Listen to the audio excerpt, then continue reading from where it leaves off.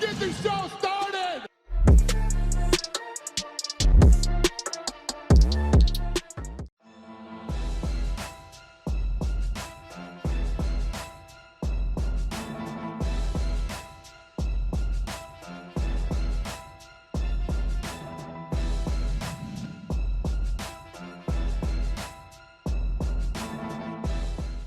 Jorge Masvidal promised to deliver the story of Judas Covington, and in doing so exposed his former friend Colby Covington.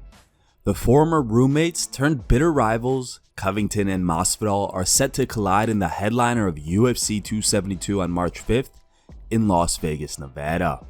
This is a highly anticipated matchup, especially given the bad blood between the two. While both men have traded verbal jabs since their fight booking, Masvidal stepped things up this evening by releasing episode 1 of Judas Covington, The Real Street Judas. Here's a 30-second clip of that video. You can watch the full episode on rumble.com. Link to the full video can be found in the video description below.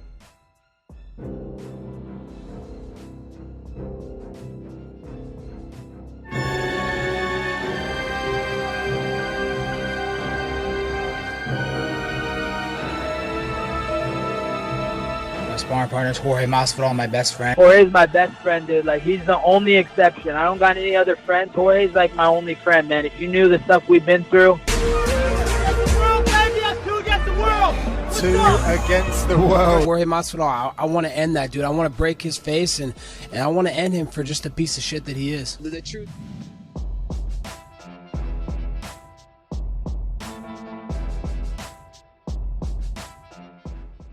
Julianna Pena defeated Amanda Nunes on December 11, 2021 in Las Vegas to win the UFC Women's Bantamweight title.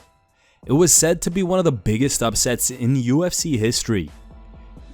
In a recent press conference for Eagle FC, Khabib played down Pena's achievement and took a jab at the level of competition currently in women's mixed martial arts. He said, "I am like, we can watch what Julianna Pena did with Amanda Nunes at UFC 269, but Julianna Pena, she is not like the greatest or something like that. She just beat Amanda Nunes like on the day. We can watch not many good female fighters all around the world. There are only like 5 or 6 of them." During a recent appearance on the Joe Rogan podcast, Julianna Pena shared her thoughts on Khabib's remarks. "I saw in a presser that they asked Khabib a question and he was just completely downgrading the whole win and everything like that. It totally broke my heart. I was like, dude, you're breaking my heart, man. Like, I freaking love you. Like, seriously? He must be friends with Kayla Harrison or something. I don't know, because he was like, if this is the top of the women's division, it's a joke. I mean, it wasn't very nice. I didn't appreciate it, Khabib."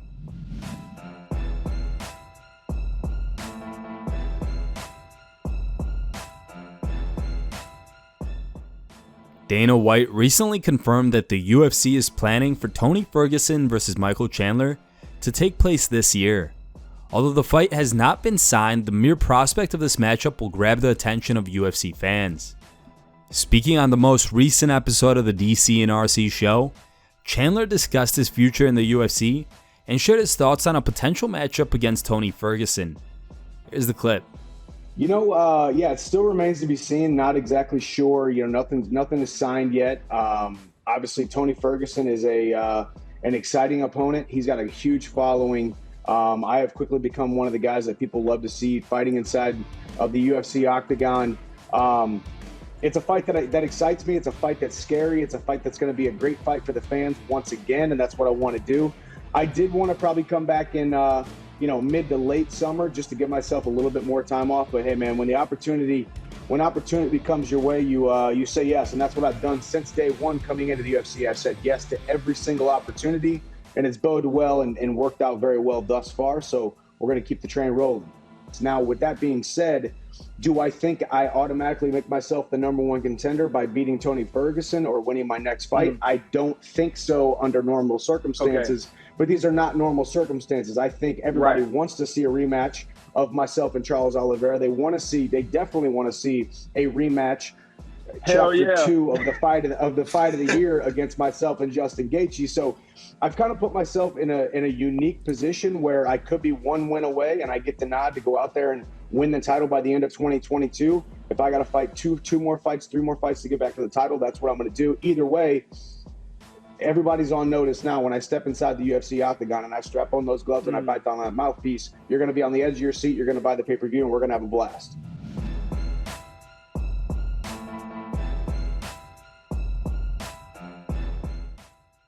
Dan Hooker makes his featherweight return against Arnold Allen on March 19th, and it marks his first fight at this weight in over 5 years.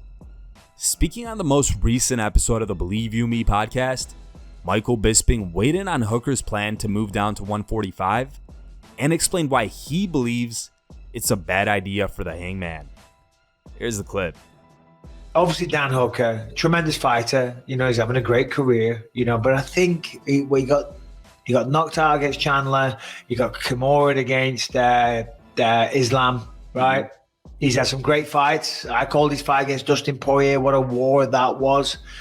Going down to 145, he's a big guy already. Yeah. Do you know what I mean? What do you make of that? Because I think people, they go, okay, I want to continue beating people. I want to win fights. I'm going to go down to another weight class where the people are smaller. I'm going to be bigger. I'm going to have a strength advantage and all the rest of it. But I wouldn't say concerned for him. You know what I mean? But I think there's a very good possibility that could be detrimental to his athletic career, performance, and ability to take a punch. Yeah, no, totally agree with everything you said, and you're absolutely right. They do use it. I used it when I went down to 185. It's almost like doing a hard reset on your career. Yeah. I know I've had some ups and downs. I've had some losses, but guys, guess what? I'm going down to a new weight class. So boom, we're starting this career all over again. Forget all about that and let's start Dan Hooker, the featherweight.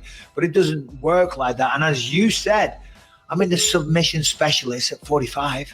You know, what happens if you run into someone there again? And you've had an even harder time making weight, like Callum. Here are the top 3 memes you guys posted on MMAmemes.com. In third place is a meme posted by user MMA Guy. Second place goes to Dana White. And the number 1 voted meme was posted by a user named Fernbird ENT. If you want your meme to be included in our next video, go to MMAmemes.com and create your own meme. The top 3 memes will be placed at the end of our video. Thank you guys for watching. If you liked the video, please leave a like and subscribe to our channel to keep up with the latest MMA news.